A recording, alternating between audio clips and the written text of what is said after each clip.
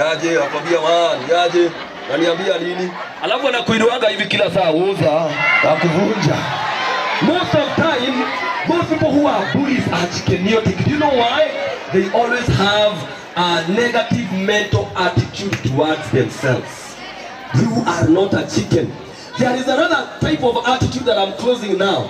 Ambayo inaitwa ego's mentality. Tell your neighbor, are you an ego or a chicken? Now this is what egos do. I love egos because I am one. An ego has got a great vision. Huwa anaona akiwa hapa, anaangalia like 12 kilometers from here or 12 miles.